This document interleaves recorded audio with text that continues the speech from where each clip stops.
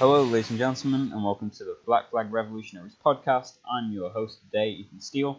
I'm joined here from the swamplands of Florida, Dr. Bones. Bones, would you like to introduce yourself?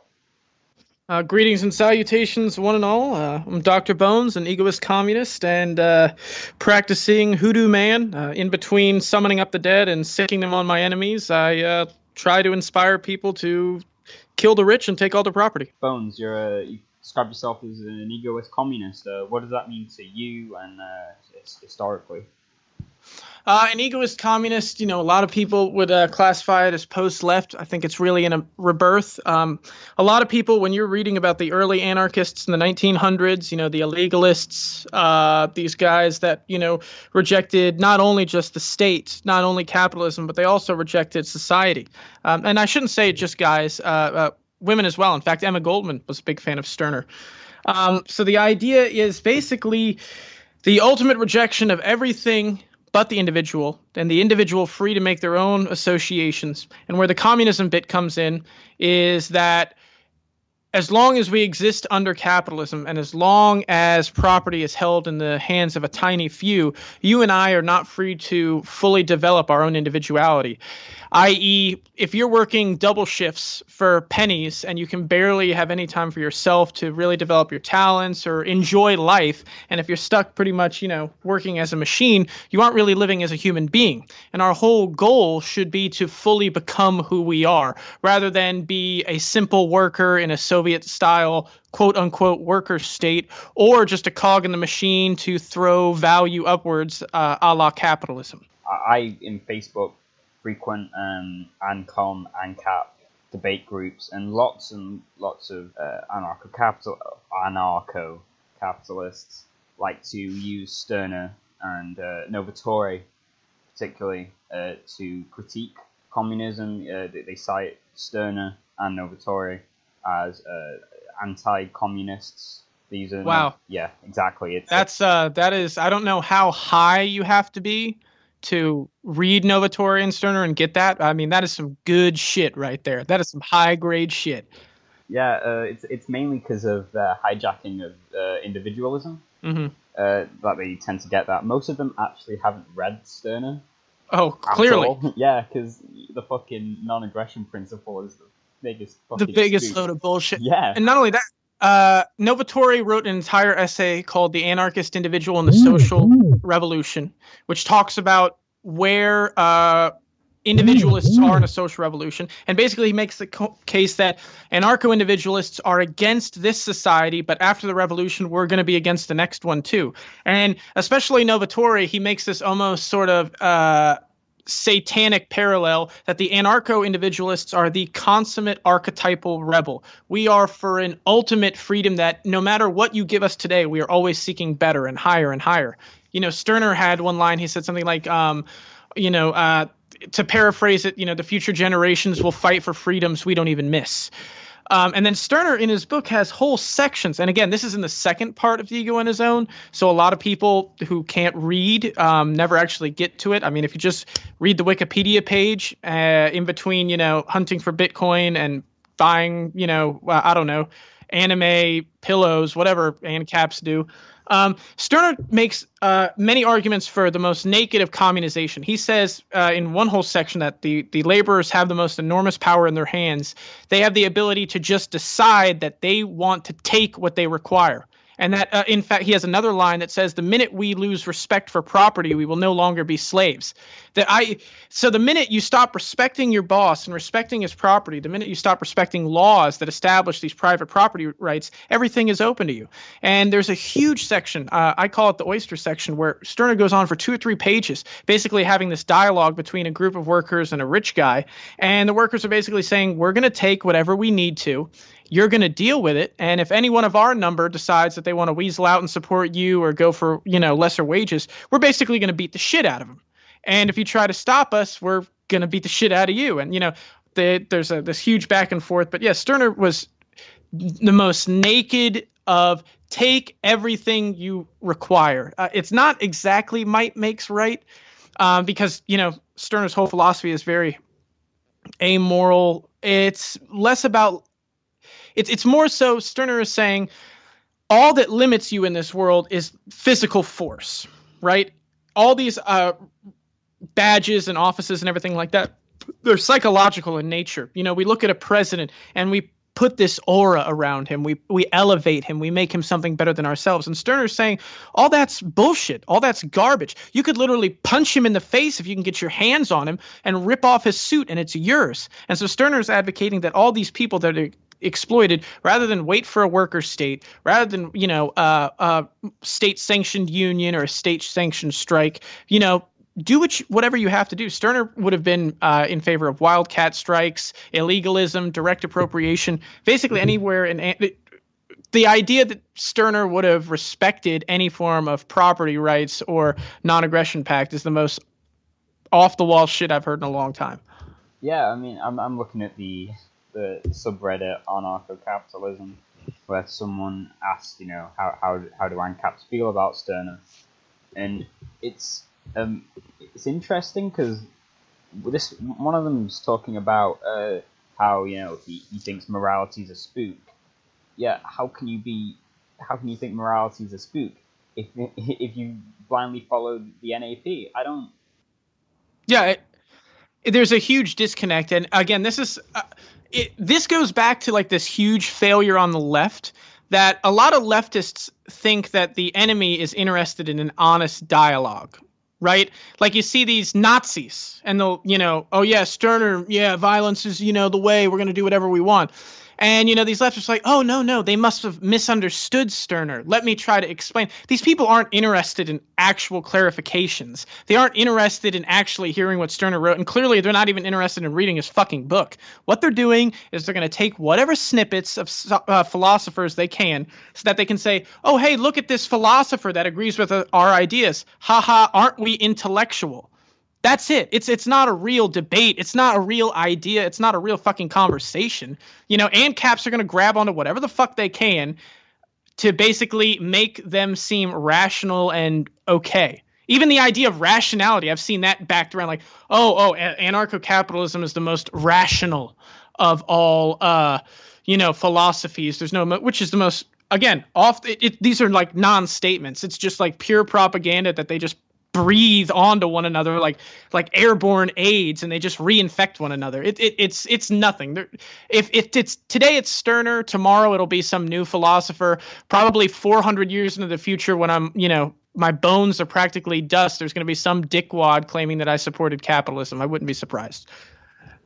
ANCAPs are the weirdest. Like, I these ANCOM debate groups I'm in are slowly just sending me crazy, honestly, because they're non-statements. They choose, you know, they call themselves anti-state, yet, you know, they preach the state's propaganda. No problem, you know. Oh yeah. How can one be against the CIA if they're just repeating CIA propaganda about communism? Oh, not only that, who looks at a fucking fast food joint and is like, you know what? That's how the world should run. I mean, you have to like be so disassociated from reality. So I've only seen two types of ANCAPs. Okay, you have people with money, right, and actual money. I'm not talking about like you got one Bitcoin and all of a sudden, you know, you're wearing a fucking monocle and a top hat here. I'm talking about actual fucking the kind of libertarians that are like buying missile silos to build bunkers and shit. Yeah, those guys don't want any government because they've already got a modicum of power through money, and now they've got a rival. So anarcho-capitalism eliminates the rival and basically lets them do whatever the fuck they want. And the only other person besides these extremely wealthy libertarians that I've seen back in anarcho-capitalism are these weak-minded little fools who think that one day they'll get to wear the boot. You know what I mean? So they'll just lick it as much as they can today, and then magically through the power of the NAP and, you know, the market, they'll just get super fucking rich. Meanwhile, these guys are working dead-end jobs at some shithole like Harris or something like that in a cubicle, and they think they're some kind of market hero. It's ridiculous, hilarious, really. But how did you personally get into egoism? Memes, straight up internet memes. There was so many memes about Stirner, and I came across them, and I kept seeing this face.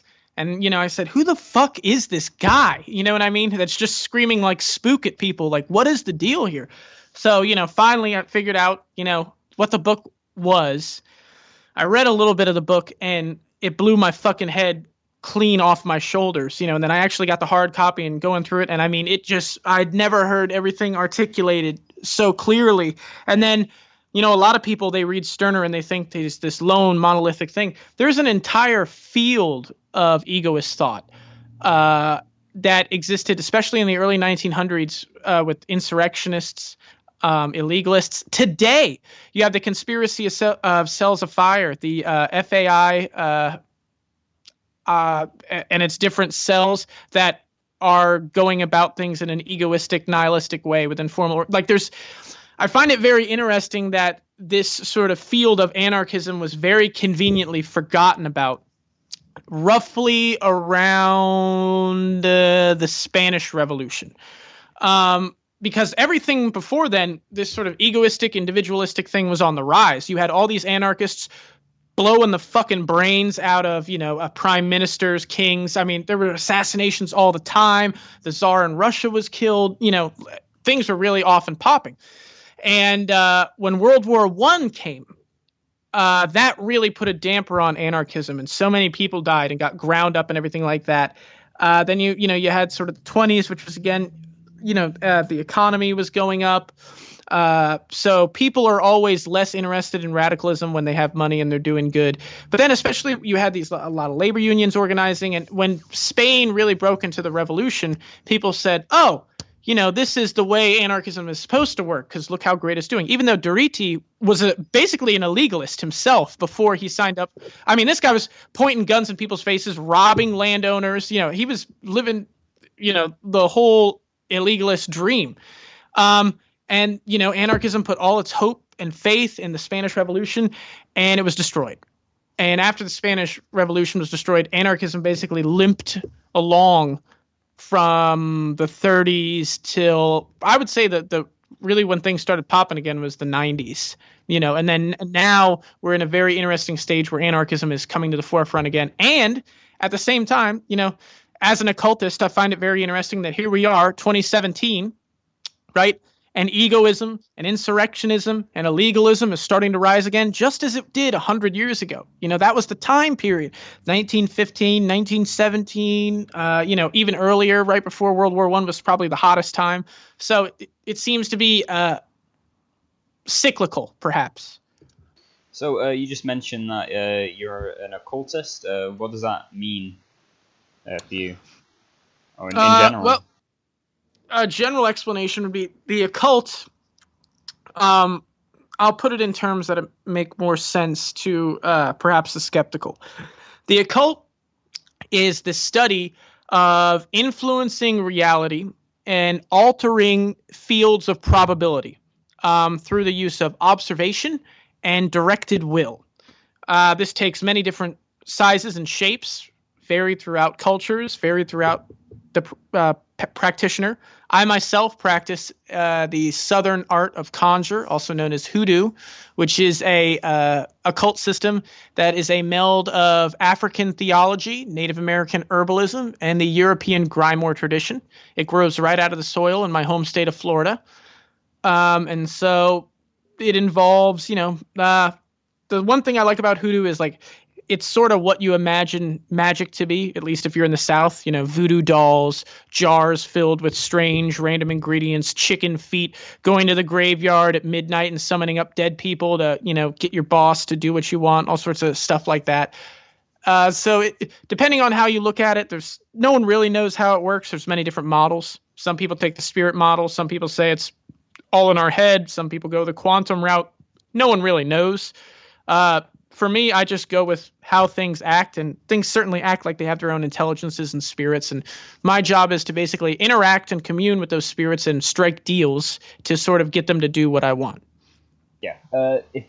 If you are at liberty to talk about it, but how did you get into the occult?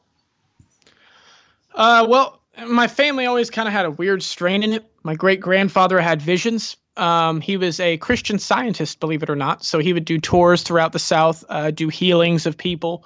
He would paint, write poetry, stuff like that. I myself had a lot of weird shit happen as a kid. It kind of got never really acted on it until one Halloween. I read a necromantic charm from like the 15th century in a cemetery just for the hell of it, as a joke for Halloween, whatever, with my friends. Ended up getting a fever, very, very high fever for about 3 days. And after that, it just sort of pulled me in. As a kid, I'd read every paranormal, ghost story, whatever I could get my hands on. And then I just started voraciously reading and experimenting and doing stuff. I'm a card reader. I read playing cards to sort of see how things are going to go, past, present, future, whatever. I learned how to do that the traditional way, which is going to the crossroads at midnight for 9 nights and basically trying to meet the devil. And I had some very interesting encounters there, and that's how I learned to read playing cards. Before, I was a pretty average reader, sort of just putting meanings of cards mathematically in my head. But ever since those 9 nights, I gained a whole new understanding of the cards, and again, had some very, very interesting experiences that definitely lead credence to the legends of meeting the quote-unquote devil at the crossroads. But mostly it's, just been an interest of mine, a passion, maybe even an addiction. There's nothing quite like feeling magic. Probably the only people that would understand are like Tai Chi practitioners, people who do a lot of energy work, stuff like that. But there is a very visceral feeling. You feel it in your bones, in your body, and it is an incredible high. And then to see something work. Even today, I've been doing this since I was 16 years old. And even today, when a spell works or pops off, it's always like a holy shit, I did that sort of moment. And, those are treasured things. And it really just changes your perspective on life, reality, everything. It's intensely fascinating. I couldn't stop if I wanted to. Yeah. So before you talked about the FBI, most people would associate that with revolutionary Spain, revolutionary Catalonia, with the CNC FBI, but you're talking about the Informal Anarchist Federation, which is a more recent group, I believe. Oh yes. Yeah. Do you know much about that? Well, as I understand it, the original history I'm sort of murky on. I know it came out of Italy through the autonomist and the years of lead, everything like that. It really kicked off in the early 2000s in Greece, when the conspiracy of cells of fire started picking up the mantle. And I've been doing some research lately, and I don't think we really know how hot things were at around the period of 2005 to 2008 in Greece. There was apparently a very big movement, people who were really going, again, that insurrectionist, illegalist route. Bank robberies were being done, and this was a big thing to sort of pump money into the anarchist movement there. The conspiracies of cells of fire were doing arsons and all sorts of stuff, robbing banks, and they'd put out these communiques, and all of a sudden people started responding. I think the first one was in Chile, and it just grew out and grew out from that. And now you have an informal anarchist network spread out almost all over every continent. The only continent that we have really yet to see any large-scale actions, and again, I think that will change very, very soon in the future, is North America. But South America is a hotbed of FAI activity. I'm talking arsons, bombings, especially Chile, huge. Greece, of course. Germany, France is very big. Indonesia has some cells, and I definitely know some cells that are operating in Australia. There's a cell in Russia, and all these anarchists it's sort of the anarchism that you read about as a kid, that for a moment, put down the fucking theory. Okay. We can worry about how we're going to, create collectivized bathrooms or, how the sewers are going to run in Alaska. And let's start focusing on the literal enemy that is killing us every day.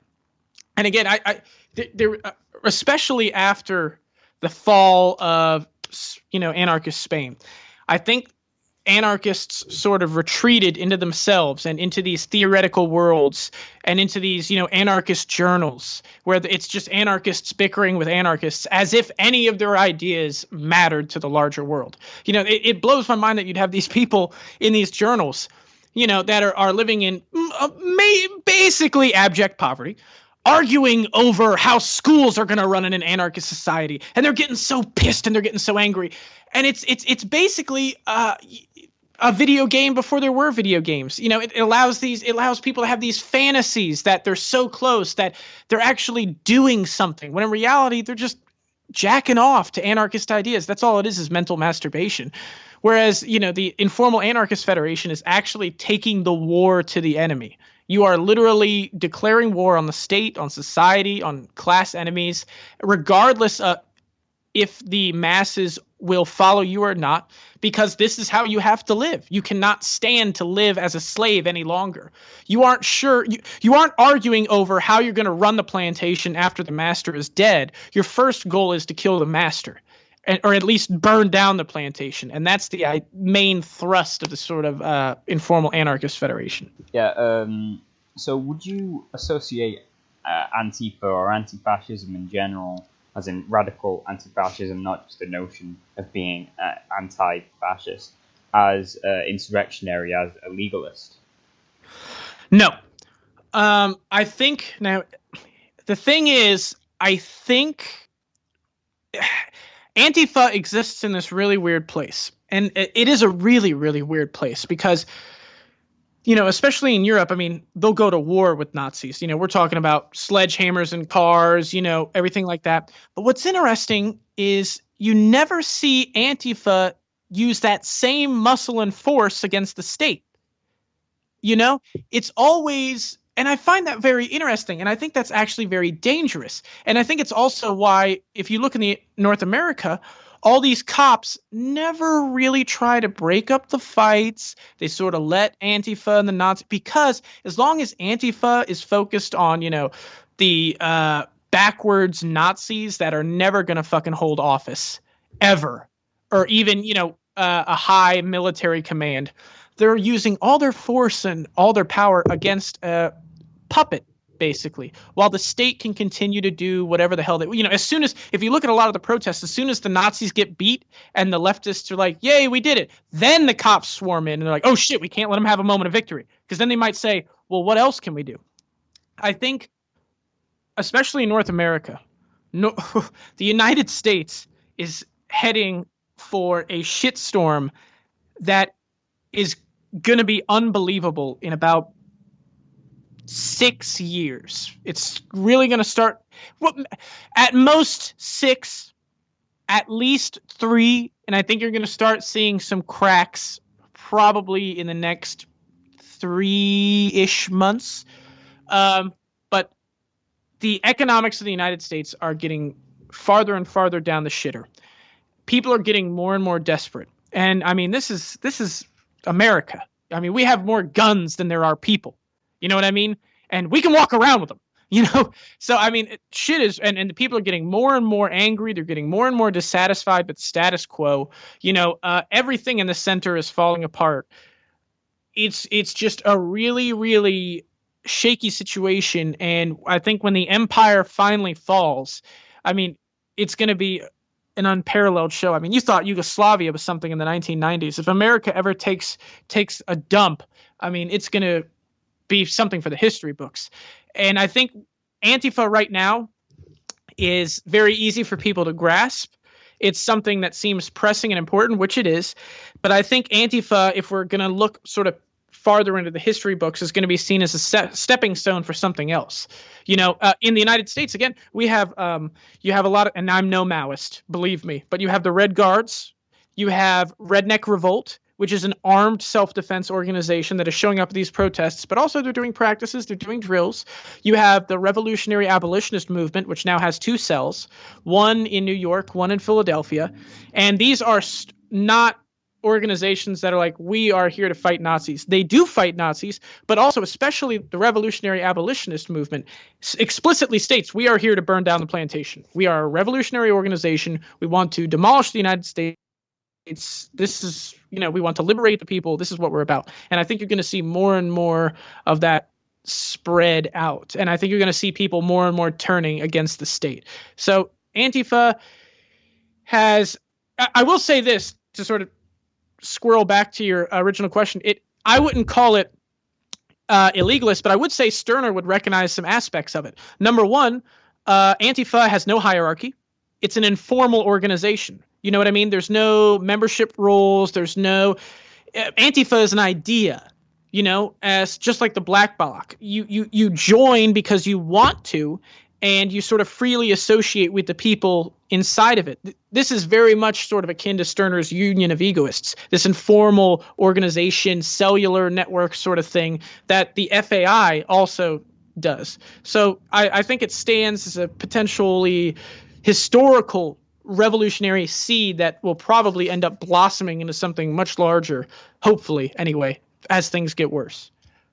Yeah, watching the anti-fascist movement in America grow it started out as a very interesting thing. The J20 riots, they were definitely very interesting for me. But then as the years gone round, it's starting to become less and less of a viable option as they are now, because they're not working with, for the most part, their communities. Like if you looked at the Black Panther movement in the 60s, they worked with their communities to, get them on their side, not get them on their side, but to make themselves look good instead of, just shooting at a cop every now and then. Yeah. Well, hell, I mean, if Antifa was shooting cops, that'd be, Yeah. But, oh shit, Yeah. But no, you have a valid critique, but again, I mean, I would say the FAI, they're not doing bake sales or, a community food program. I think, especially in the United States is starting. This is the first time that the American populace is really grasping a revolutionary moment. You know what I mean? And they're really trying to understand how to make it work for them and in their own language. I mean, you have, we've had some organizations like that, like Food Not Bombs, stuff like that. That's, had these sort of community things, but they never had the militancy that Antifa has had. So I think you're correct in saying, like, there seems to be a specialization afflicting the movement. Antifa only does this.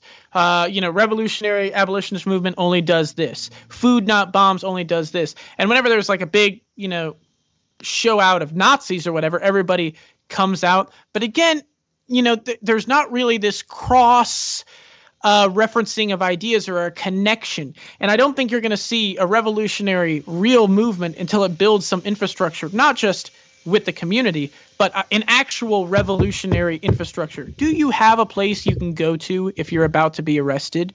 Do you have comrades who you can communicate with secretly if need be, if you are being watched? If something happens to you in the course of some kind of revolutionary activity, will your family be taken care of? These are questions that Americans are going to be facing more and more in the future. And I think they're starting to grasp that. I was looking at a South African manual on sort of organizing their revolutionary organizations, and they're talking about torture.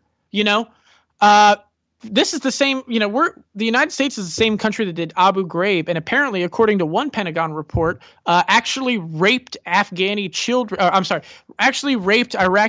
in front of their mothers as a sort of psychological technique.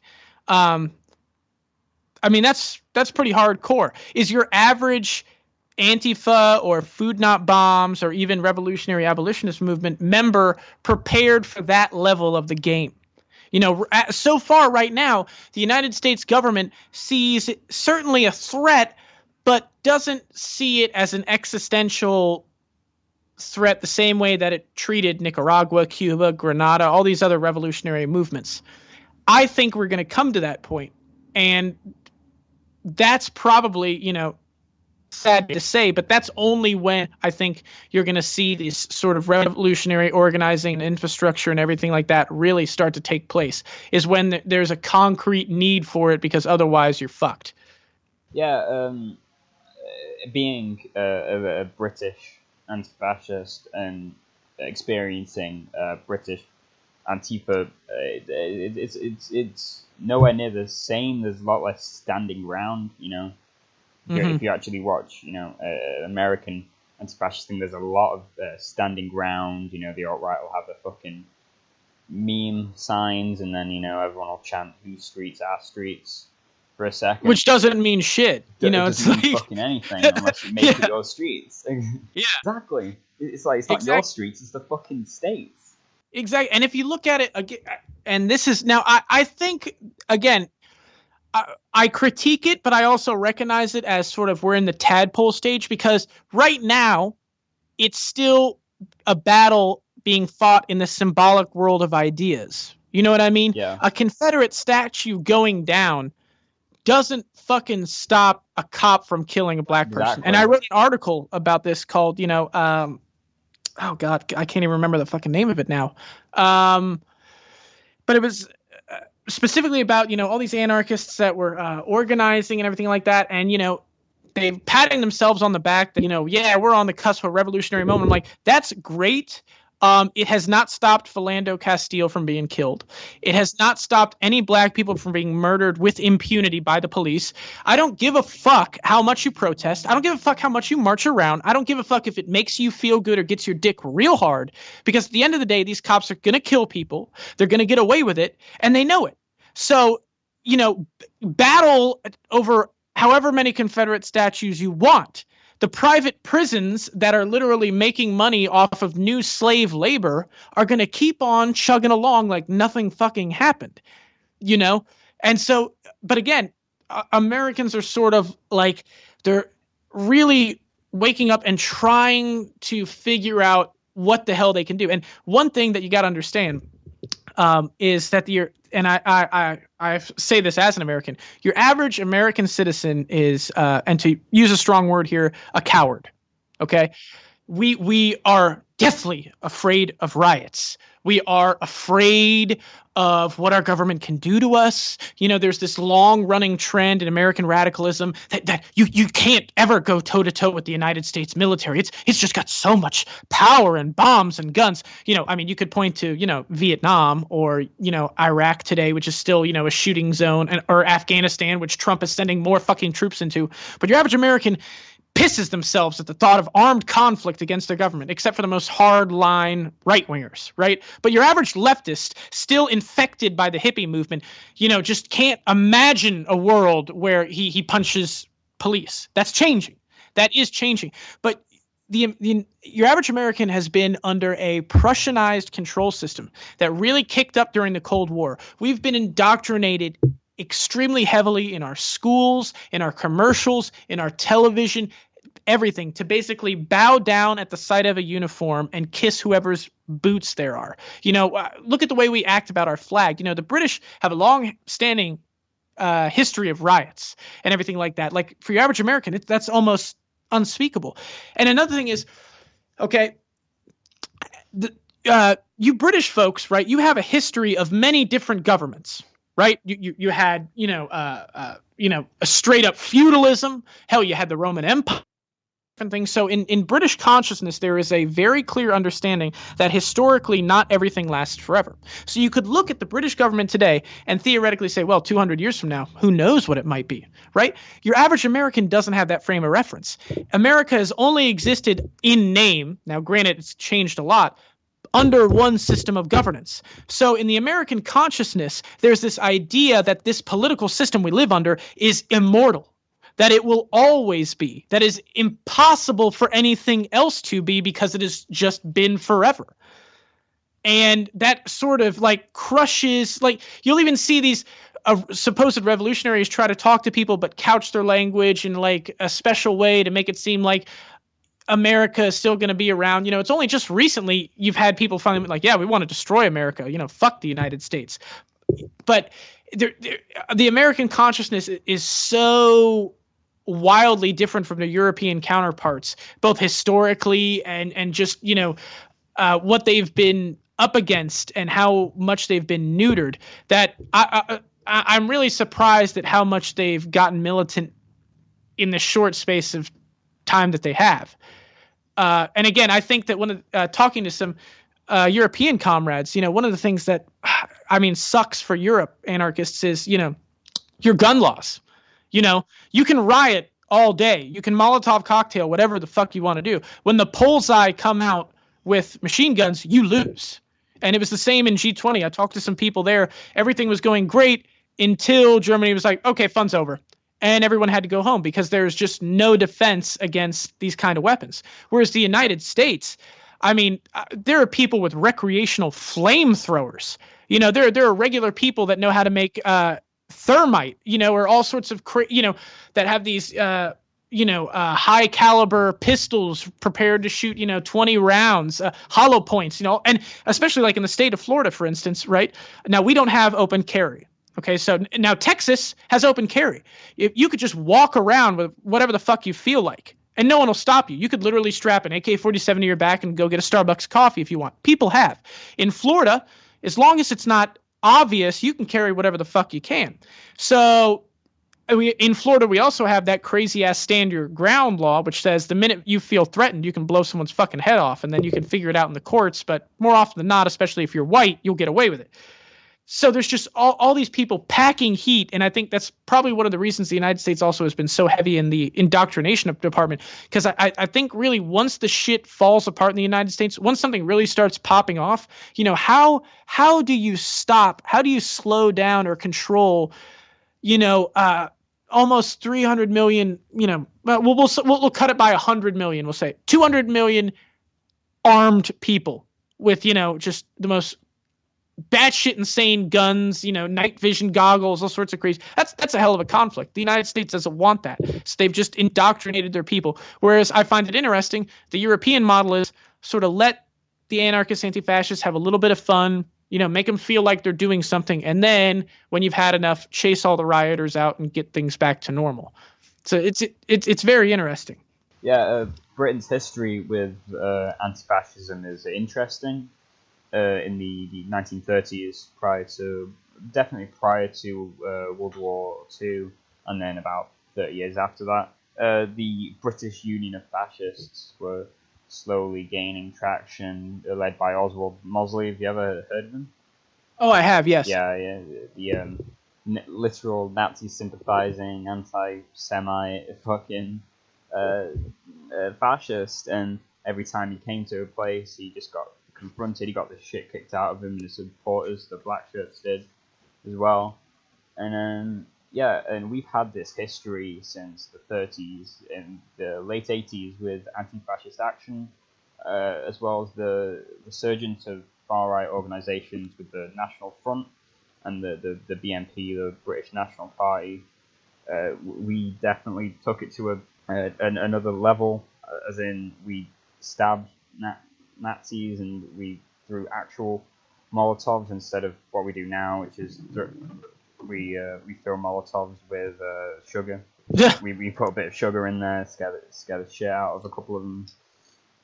Meanwhile, the far right, which is gaining traction again with groups such as the English Defence League and Britain First, as they get away with lots of shit, we don't on the left, because we have this associated history. For example, in June 3rd, the English Defence League came to my city, to which me and a couple of the comrades worked together. We had our own, I call it a cell, where we were working with other anti-fascists, and they had essentially cells themselves, and we squared up to them. We kind of won, I guess. As in, there was maybe 10 of us for one of them, and there was about 50 of them.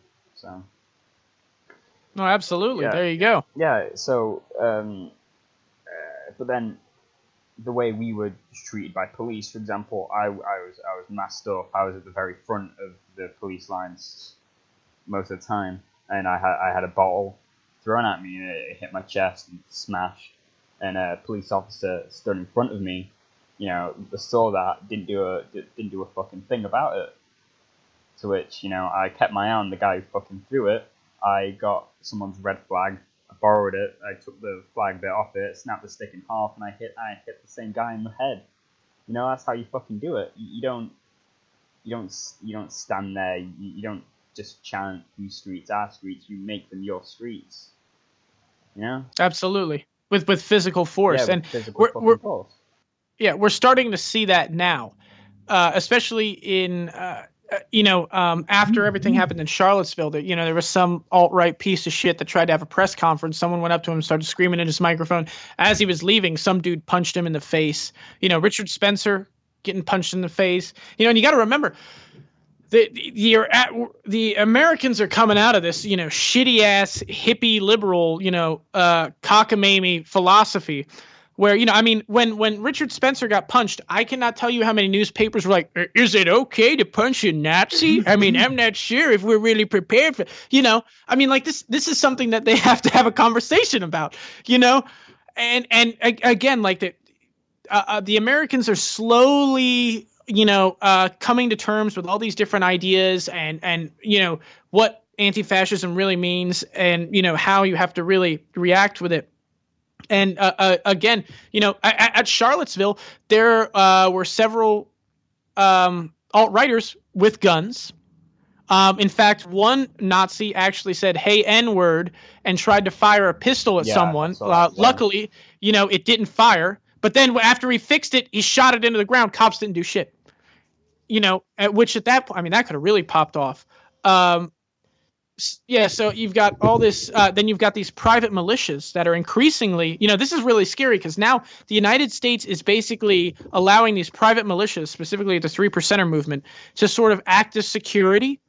And so whenever the Antifa or Black Lives Matter get together, you have these guys who aren't cops, with semi-automatic rifles, full battle gear on the sidelines as a sort of, hey, if you really want to do something, we're prepared. And I as far as I know, I haven't seen anything like that in other places. And these people are just private citizens. They're not affiliated. They may have a military background. Some of them may be cops, but a lot of these people are just random dudes that the state's like, oh yeah, hell yeah, go over there. And if you have to fire, don't worry, you'll be okay in court. It'll all be good. Yeah, I was watching. I was in Spain at the time of Charlottesville.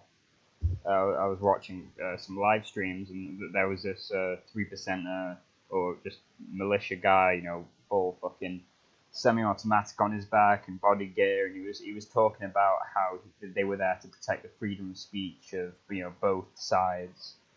Oh yeah. They're there to make sure nobody gets hurt. But the second someone plows a fucking car into a group of anti-fascist protesters, all of a sudden they don't have that fucking gun anymore. Oh yeah, they're nowhere to be found. The police had the opportunity to fire a couple fucking rounds into that car. The 3%ers and the militias had an opportunity to fire a couple fucking shots into that car, seeing as it's an open carry state, I believe. It must be for them to have those, and I'm guessing they have the stand your ground laws there as well. Well, a lot of states don't have just the absolute Wild West crazy laws that Florida has, but even still, a car slamming into a group of people, you would make a very good self-defense case. But yeah, and again, a lot of these people, and this is important because, these anarchists and these, especially liberals are like, oh, how could the cops not do it? It's like, because they don't fucking care. This is not, you're drinking the Kool-Aid if you really believe the state says, well, we don't like Nazis either. No, because whenever the Nazis beat the fuck out of you, whenever they, attack someone, the state does nothing. Okay.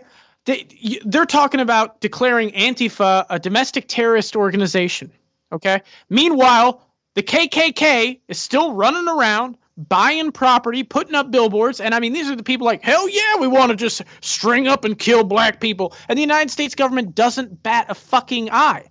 And so the anarchists and radicals are slowly coming to realize that, yes, it isn't just about some Nazis. The state is hoping the Nazis kill you because they can use them as a proxy army. All these fascists, all these Nazis are basically doing the state's bidding, which is getting rid of you. And so if you want to have your own, I've always advocated that this armed defense, I think if more of the left got armed, number one, I think you'd see a decrease in violence, because it's a hell of a different story if next time you swing on someone, there's a possibility that a .44 Magnum round is going to blow the top of your head off and send it about 10 feet in another direction. Even cops, right? When the Black Panthers were armed, all of a sudden the cops got a lot nicer because your cop he's just a coward. You know what I mean? When he's facing an unarmed populace and he knows he's the only guy with a gun, he's the big man on campus. He's going to do whatever the fuck he wants. But when you have a cop suddenly facing 4 anarchists with semi-automatic rifles, and it's very clear that if that cop fires, there's a damn good chance he's not going home tonight, all of a sudden they'll be on their best fucking behavior.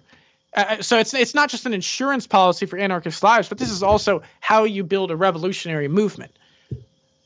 Yeah, it's the left.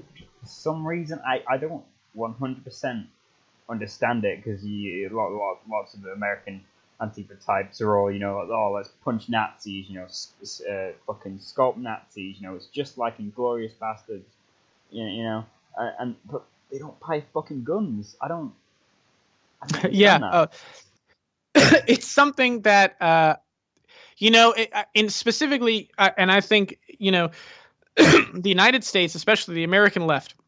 Remember, this is the center of the empire. You know what I mean?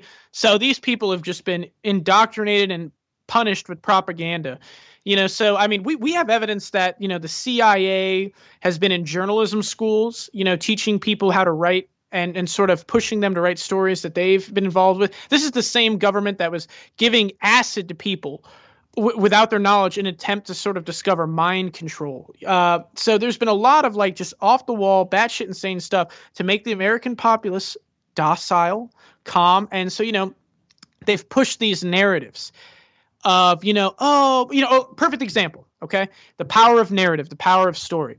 Martin Luther King, the civil rights movement, right? Every American child is taught that it was nonviolence and peaceful marching and standing strong and proud in front of your enemy, even if he hurts you, that finally melted the hearts of the American government and got black people their rights, which is the biggest load of bullshit that has ever been dumped onto an American chest. We have the White House documents that state that the American government was increasingly terrified of riots. Okay, riots were starting up more and more in black communities, and there were a couple of black preachers that talked to Robert Kennedy saying, you guys got to do something quick, otherwise it's going to be a free-for-all on American cops, and we can't control it. The American government said, holy shit, we cannot have our basically subjugated population rise up. We got to do something. How can we pacify them? I know, let's grant them equal rights. Now, granted, just like at the end of the Civil War, equal rights, quote unquote, didn't really mean, the end of discrimination or anything like that. But it was through these riots and through these violent actions that the American government got punked and decided to give a little tiny anything that would calm the people down. But your average American doesn't know that. They've just been bred and taught and just, massaged to believe this lie. And they take that as gospel. They have people. You have people that really, honest to God, think that Antifa has created the alt-right through punching Nazis, as if the American right hadn't existed until a couple of years ago. They, honest to God, believe this shit. There's so much misinformation and so much ignorance, both created and willful, that it just boggles the mind. And slowly, I think people are coming to turn. I remember I talked to a lot of anarchists in the United States when Charlottesville went down, and Heather was killed. And I think for a lot of people, and I think why Charlottesville is going to be an important historic moment, it became real. You know what I mean? Before, you go to a protest, maybe you get maced, maybe you get punched, you go home, and you feel good. You feel like you did something. Now, you could fucking die. And not only could you die, but they got one of your own. There was a huge feeling across the left that, holy shit, they got one of ours. Now it's real. Now it's playing for blood. And I know a lot of people that said, you know what? Okay, we really got to up our militant. Now it's time to get militant. Now it's, not one step back. Like we're going to get armed. We're going to get way more serious. I think, again, the Americans are sort of learning what you guys have already done before. Molotovs, we haven't seen any of those. You know, and that's sort of like a psychic bridge that needs to be crossed. You know, you still have, it may sound hard to believe, there are some, you know, people in the United States, mostly socialists, that are like, oh, well, cops are workers too. You know, we need to convince them and win them over. You know, so there's just layers and layers of like programming that your average American radical has to break through. And I think we're slowly getting to that point where now, you know, I mean, we should set up like a cross training program. You send a whole bunch of anti-fascist Brits over here to teach Americans to actually like stand up and punch someone, and we'll train you guys with like sniper rifles and shit like that. Like there just needs to be like an international anarchist like training ground where we can all get these skills and share them. Yeah, it's like I'm looking at Antifa. I'm like, you know, it's like $15 on fucking Amazon to go buy the anarchists cookbook. You know, even though some of it's a bit sketchy. The Molotovs. Oh yeah. The Molotovs in that are perfectly fine. You know. Oh yeah. You just fucking do something. You know, lots of the time, there's no fucking cops around. You know, they're not ready. Yeah. They're psychologically, they're just not ready. You know, it's like they're virgins. You know what I mean? They're nervous, they're scared, they don't know exactly how it all works. They're, you know, worried about, you know, doing a bad job. But also I think, again, that, you know, remember, you know, our laws, you know, I mean, we have the death penalty, you know, so there's a huge fear. Also, people haven't quite hit the point in their lives where you see like hardcore revolutionaries that are like, yeah, I'm ready to go to jail. I'm ready to die for this. You know, we don't have those people yet because situations aren't dire enough. I think when you know, the economy really takes a shit, when things really start to get scary, and it's starting to get scary with, you know, Trump now. Like there is some really weird, this isn't just another American president. You know, this is definitely something totally different, and a lot of people are finally realizing that. And I think more and more people are going to get to that point that, oh God, because, you know, the United States, we'll throw you in jail for 100 years or 80. We don't care. You know, we will lock you up in a box and you will never see your family ever again. You know, a lot of American prisoners, even if you're doing, you know, a light sentence, now they have these video boxes that, let's say you're getting visitation, your family has to pay to get on a webcam to see you. You will never physically touch your family until they, period. And then combine that with, you know, solitary confinement. I mean, there's some political prisoners that have spent 20 years in solitary confinement. That's 20 years of 1 hour a day in a concrete yard with no trees, no nothing, then cell to eat the most barren, horrible food with no human interaction whatsoever. None. I mean, that's a huge amount of psychological torture. And hell, there's plenty of people that have, you know, been disappeared in prison, especially in Arizona. That those jails that were run by that sheriff Arepo, that, you know, piece of shit, had, I think it was the largest amount of hangings in, you know, all these American jails, and no one batted an eye. In Florida, there was a mentally ill man that was put in a shower stall whose heat was well past the boiling point, and they stuck him in there for hours until his skin was literally falling off. Okay, so to put that into perspective for you international viewers, the American prison system boiled a black man alive to the point where his skin was falling off. And the American justice system said, well, we can't prove what killed him, so I guess we just have no case. That's the sort of military-industrial complex that we're up against.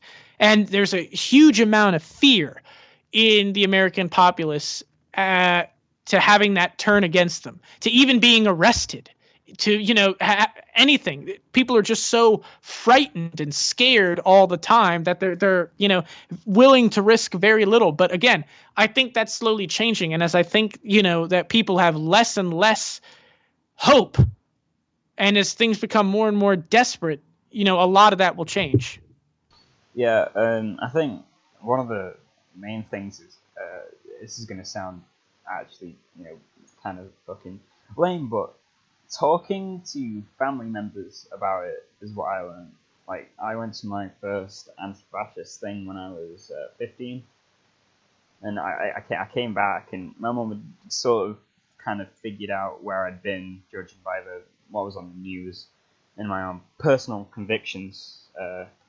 And I explained to her why I went. You know, I talked to her why these people want me dead because I'm Jewish. You know, I don't practice, so don't. I wouldn't be probably talking to you if I practiced, honestly. But, like, you know, these people would like me dead, honestly. And I just explained that and was like, these people want me dead. The police officers don't want to do fucking anything about it. And if they did want to, they wouldn't let them go. You know, they wouldn't let them walk through a fucking main street with a permit of a major city, of one of the biggest cities in the country. And I sat down and explained it to her, and she was sort of taken aback. And that's what you need to do. Even my dad, who was a very bourgeois, he became a police officer at one point.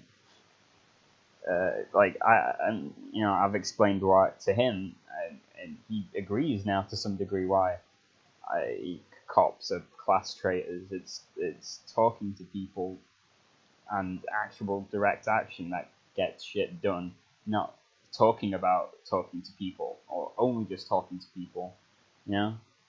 And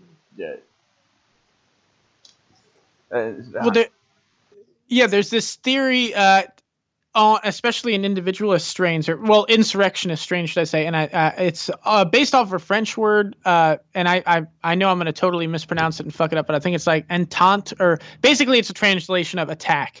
And the idea behind a lot of this insurrectionist stuff was whenever an anarchist does something really big, right, or you know, you have these direct actions, it forces people to make a choice, right?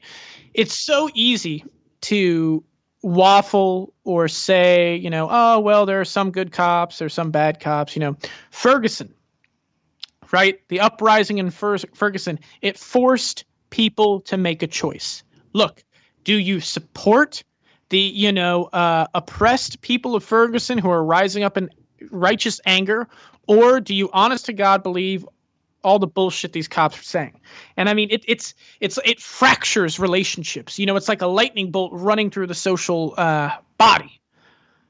And so the idea in a lot of these insurrectionist texts is you sort of create as many of those as you can that sort of forces people to come to terms with their reality. You know, a lot of people can go through life, they can see the pictures of Abu Ghraib, they can, you know, watch a million wars, and the idea of their oppressive state doesn't ever hit them. You know what I mean? Like because they don't have to think about it. It's easier to think about what you're doing at work or the soccer game you watched or whatever. But when you force people to make a choice because it's in their face, it's all everyone is talking about, you know, that sort of lightning effect helps push people in a direction. Now, granted, it can backfire, as it did for a lot of the anarchists in, you know, the early 1900s, because you really have to gauge where the populace is. Because, you know, if you're just off there popping, you know, presidents and what have you, and perfect example, you know, the alt-right in Charlottesville, holy shit, did they misgamble where they were on public opinion. You know what I mean? They went in there with full Nazi regalia and everything like that and screaming, the Jews will not replace us. And these idiots thought that, you know, your average American was just going to be like, oh, yes, this is what. And then especially when they killed someone, I mean, now you have all these internet sites that are, you know, PayPal, YouTube, that are shutting down all these large alt-right commentators. You know, there's felonies being issued for these people. They made a huge gamble on what their public image was, and they fucked it up bad. So your average anarchist, there has to be conversations, like you said, where, you know, you sort of explain your position. I think there also has to be, you know, such as in this podcast or other podcasts or It's Going Down or Insurrection News, where a distinctly anarchist narrative is, you know, putting things in an anarchist lens. You know what I mean? Because otherwise people ingest whatever media is given to them. And if we aren't having our voice in the media, it's just going to be anybody else. So I think you need to have personal conversations and explain to people what you're about. I think you need to have an anarchist media. And I think also there has to be, critical moments where anarchists do things and they force people to make a choice. And those moments are going to be, when all of a sudden you have, huge influxes of new people, or you sort of push things closer to a revolutionary moment. It's if I remember correctly, and you probably know the history better than I do. I think it was Bloody Sunday in Ireland, right? Like there was this uprising, and when the British, sort of put it down the first time, everyone was like, oh, well, it was kind of, whatever. But then when the British made martyrs of all these people and literally just killed them all, it made this huge sort of, oh, well, what the fuck? That's terrible. Fuck these guys. That sort of thing. You create these situations, or like all the media that has been released in the United States with all these police killings, that forces people to choose. When you see, a 12-year-old kid get his head blown off, with 9mm hollow points, you have to make a choice. And when that's not the only video you've seen this week, you can't just ignore it, because it's what people are talking about. It's what's in the media. You force that person to confront that reality, and ultimately they have to make a choice. And depending on what that choice is, that tells you if they're a comrade or if they're an enemy. If you have a person that can watch cop killing after cop killing after cop killing and still think that it's black people that are the real problem, do you really want to waste your time trying to explain to that guy what anarchism is all about? But, when you have someone who's, may have been on the fence, and then they finally say, well, this is just insane. This cannot go on. That's the guy that you take aside and you start to talk to. Yeah. I've seen, I think, I really experienced the closest thing to a revolution I have in a while. The last week in Spain, I was on holidays, as bougie as it sounds, but I visited a town called Marinaleda, which was about 100 miles from where I was staying, and I drove up there, and it's a more libertarian. Libertarian socialist is probably the easiest to put it, because it's got a government, but it's very close to just anarchism, with how it's treated, as in it's collectivized its fields. They seized land from the landowners in 1990, I think, and then after that the two unions, I think, sort of dominate the council, the elected council, and then people, you can make your own house. They have a self-building model where they give you a bit of communal property, and then they give you all the building materials and everything, and then you pay that back after building the house, which is about 15,000 euros, which isn't that bad particularly. And it was a really interesting place to see. Really, the graffiti, especially that was around. It was excellent. It was probably one of the coolest things I've seen in a while. Oh, I bet. It was just it's great. Have you been down to that one Greek neighborhood? What's it called? It's like EXAR. XR, yeah. Yeah. Now those, good Lord, those people are really putting it down. From what I've read, I'm extremely impressed. I think the whole world has its eyes on America, as a future of the left, but I think we need to look towards Greece specifically. There's a lot of I'd call false gods in Rojava, which isn't anti-capitalist whatsoever, based off Bookchin, who was an anti-capitalist, particularly when he wrote his ecological stuff.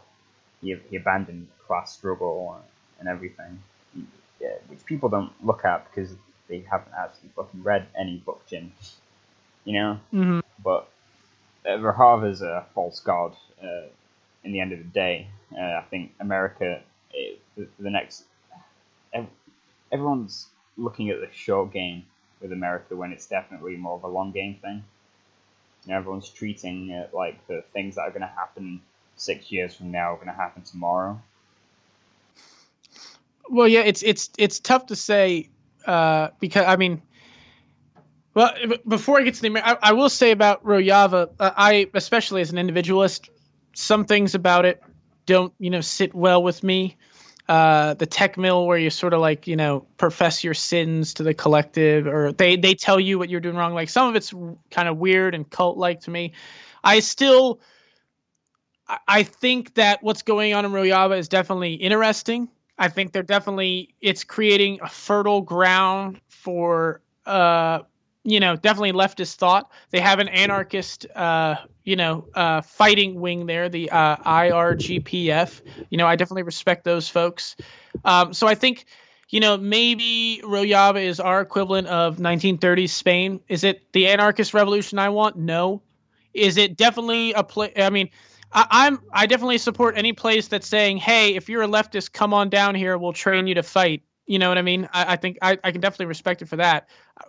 Would I necessarily agree? I would probably, in Rojava, I'd still probably be classified as a criminal. But I mean, I'd certainly prefer to live under that model than what I live under. But again, as Novatore said, even in that society, I would be pushing endlessly for the next one. But, again, the United States, what we're seeing here is, you got to remember, and this has been covered by some Australian writers and some British ones that I've seen. This is really, the end of the empire. This is not the American century anymore. And even the United States is beginning to admit that this is not going to be our planet anymore.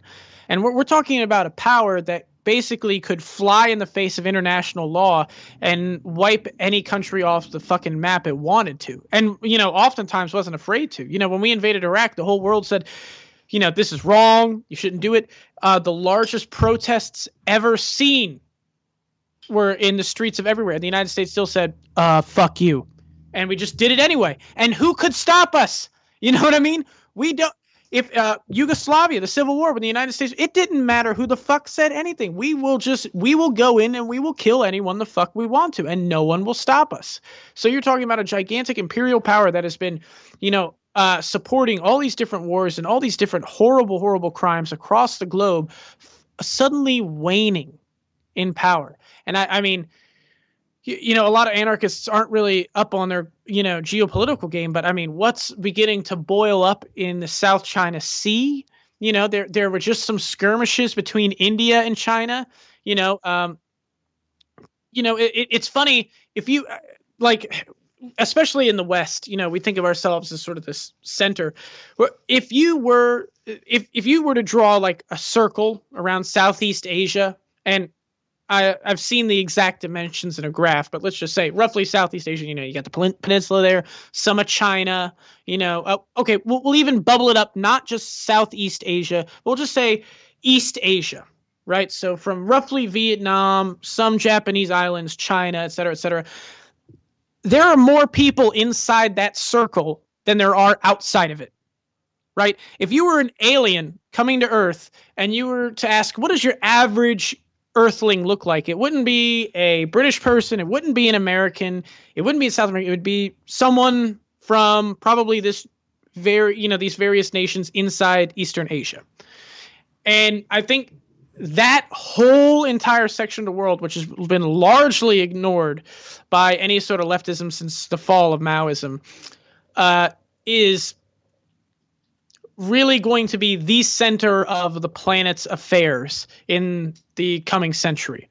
Now, that's, of course, not including a gigantic and apocalyptic struggle to the death between China and the United States, which both countries have been preparing for a long, long time.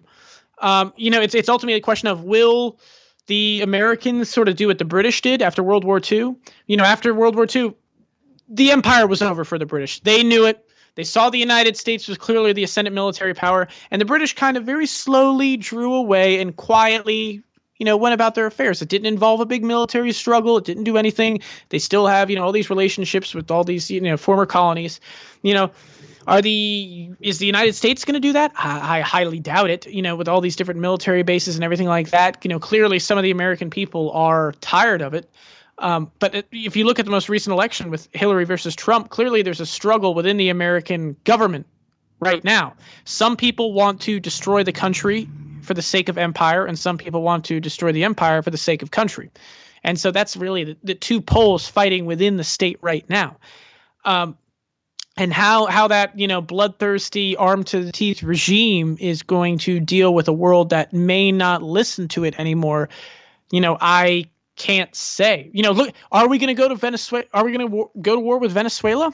The United States has basically been at war with Venezuela through economic and covert means. We're the one definitely supplying aid to all these, different fascistic rebels. Not saying the entire opposition is, but there's a large sort of fascist contingent within it. So what happens if the United States invades Venezuela? Is anybody going to stop them? We don't know. Let's say a revolutionary moment happened in the United States. Will we see a day where the United States gets treated like it's treated other countries? One day will China start, saying that they need to arm the opposition for regime change? I mean, can you imagine that? We don't know. Will Russia be flying in Kalashnikovs? The future right now is extremely tenuous and undecided, but the only thing we know for sure is that the times that you and I live in, these are not ordinary times. This is not a period of stagnation. And, coupled with the fact that we're on the forefront of 3D printing becoming, one of the most landmark technologies we've ever had, a totally new industrial revolution, we are definitely in for some of the most decisive times of the planet's history. And what happens probably in the next 50 years will determine what happens for the next 200. Yeah, talking about insurrectionism and illegalism, lots of people, when first hearing the ideas of those concepts, they think of terrorism. They think of it makes us as anarchists, as the wider left, look bad. And what would you say to that? Well, I think it's very interesting, and I think you have to understand that, especially the illegalists.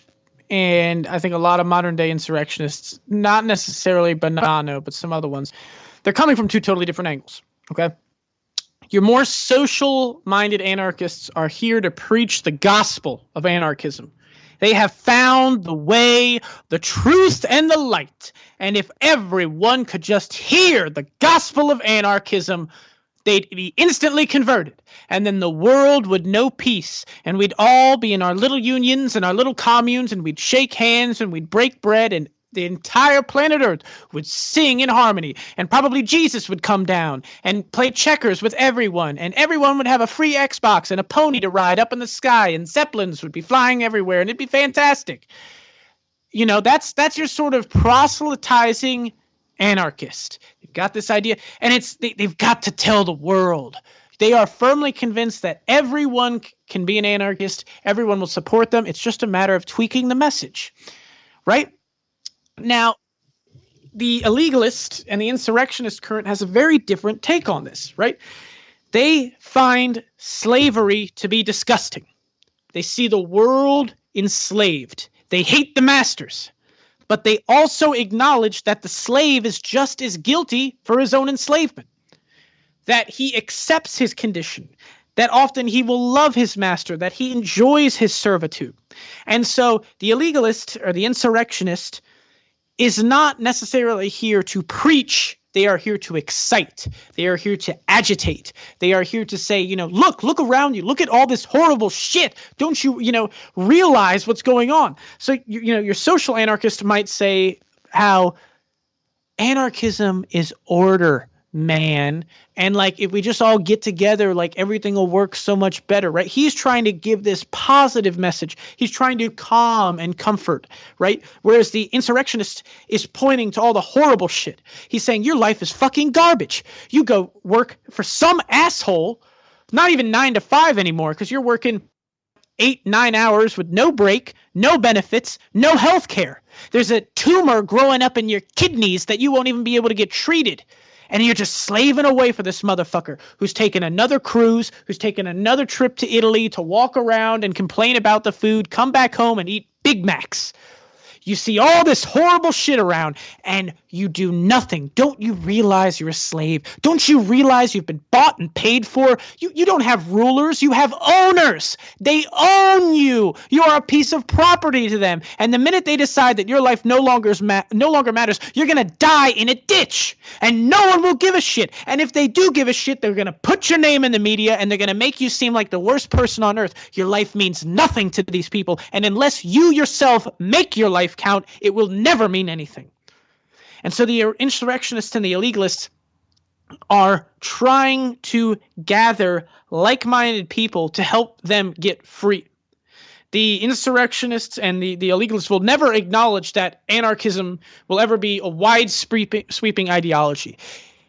I don't think any ideology will ever control the globe fully. I mean, that would be literally the first thing that in human history. It would be a monumentous event if the entire human species got around one political ideal. And I don't think, purely on a mathematic and probability basis, it seeks to complicate things. It seeks differentiation. Nothing could ever be the same, right? So you will always have groups that don't like one another or find help issues. Organize this. And whereas you have some group of anarchists, talking peace and everything like that. Malatesta, who was a individualist, he even said, well, no, I don't think we're ever even going to get away from war. He could totally see groups of anarchists going to war with each other in some kind of liberated anarchist zone and possibly even killing one another. And, that's a hard sell to your average person. Jules Bonnet, he was trying to convert people to illegalism and anarchism. And, this old guy in France said, well, that's all good and well, freedom, all that. But what about my pension? And, Bonnet didn't have an answer for him because that sort of insurrectionist ideal wasn't about, healthcare. It wasn't about, necessarily making a more just version of what already existed. It was a battle to the death of, the individual versus the world that seek to destroy him or her. You have these lives that have just become so regimented and controlled and everything like that. And so many anarchists are saying, well, we can do this, but we can do it better. And we can do it to where it's not so bad. And, we can keep everything the same it is, but it'll just be so magical. I've had a lot of Marxists tell me, oh, well, under socialist government, the relation to work between workers is totally different. Well, how is it different? Because as far as I know, in Cuba, they still have taxi drivers that, end up making more money begging for currency from tourists than, anything else. Oh, well, it's not the same because they relate to the work different. Well, how do they relate different? It's still the same. You're still a tool in a box. You're still just a number. You're not an individual. You're just one piece of a generalized mass they happen to call the citizenry. Do some of the illegalist tendencies, the insurrectionist actions, do they alienate some people? Of course they alienate some people. For one, the ruling class. There will never be a day and age where a wealthy person can be robbed and it will make it won't make the other wealthy people freak out. That's not going to happen. You're living in a fantasy world. And where in history have we seen the ruling class all of a sudden roll over because they just suddenly realize, oh, well, these lower class people, well, they've got the right idea. I mean, we were just misguided. It's only through extreme historical events where often, again, that sort of theory of the attack, where people were forced to choose a side, right? Even the American Revolution, which is total bullshit. Look at the different. You had often these commoners or peasants that thought they were fighting for some ideal, whereas the ruling class of the United States were fighting so they wouldn't be taxed and so they could keep their fucking money. So on the bottom, you had all these people like, yeah, liberty, yeah, we're going to be free. And in the upper class, it was like, well, fuck yeah, fuck the king. We're going to keep as much money as possible.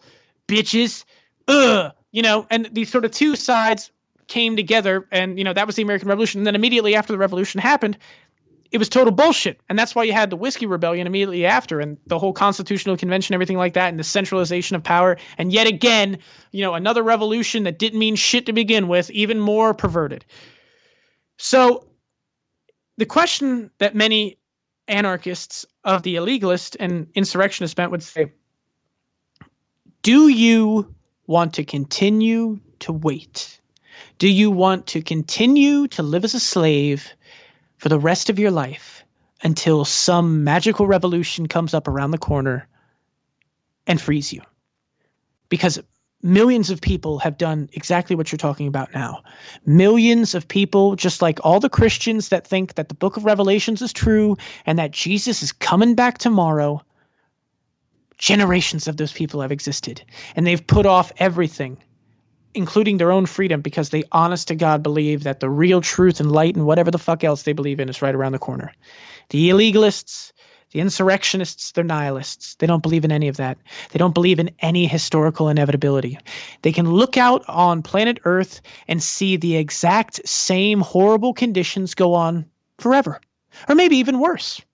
You know, there's nothing saying that once humanity gets off of planet Earth, it's going to be even better. It could be the most fundamental hellscape we could ever imagine. Once automation kicks in, humanity will ultimately have two choices. Either A, the means of construction and everything like that through, robots, possibly even AI, will be used for the benefit of all, or it will be kept in the hands of a tiny few. And the majority of the working populace, the working class, so adored by socialists everywhere, will literally become useless, no longer existent. There will be no need to keep around this many people. Hello. For so long, the workers of the world have been kept as domesticated slaves because the rich could not be bothered to mine the ore, to build, the buildings, to go fight the wars. Once robots can do that, why would they give a fuck about you? They already don't give a shit. Why would they? They're only going to give even less. There could be a world ahead of us that just is so mind-boggling in its terror and degradation that we will not even recognize the human species. Your average insurrectionist takes that into account just as quite possibly. Maybe it all works out. We don't know. The thing is, you have to act now because your life means something. Instead of waiting your entire life for some distant revolution or some metaphorical working class, fight for your own fucking existence. Fight for your own life. Be free now. In the historical record, we see it, the slaves that were able to escape off of plantations, possibly plan rebellions, or start their own communities where they were unable to be reached. So the insurrectionist and illegalist answer is to sort of build these communities and launch attacks from them. So it's not merely dropping out as the hippies did back in the 60s, which didn't even work anyway. But these sort of insurrectionist groups are saying, let's build our own world and use it to invade the other one out of nothing more than maybe a sheer desire for revenge. And for some people, that message doesn't make sense. They need to believe in this higher truth, this higher world, this, anarchist earth that surely will just be around the corner. And if you need that religious conviction in your heart to get by, if every day that you go to work and it's absolute degradation and it's disgusting slavery and the only thing that gets you through a fucking day without putting a bullet through your head is the idea that you think there's a revolution around the corner, go for it. If you need that, believe in it. I don't have a problem with that, but I don't. I don't believe in that. And so I'm going to do everything in my power to get free today and destroy the enemy that seeks to destroy me. That is the insurrectionist position. All right, we'll probably call it an end there. Thanks to Dr. Bones for being the first guest on the podcast. And it'd be great to have you again sometime, whenever that is. Oh, yeah, man. I'm always kicking around. I'm always down for anything. Yeah, cool. Hopefully next episode we'll have the co-host back who couldn't make it today. But, bye. Adios, amigo.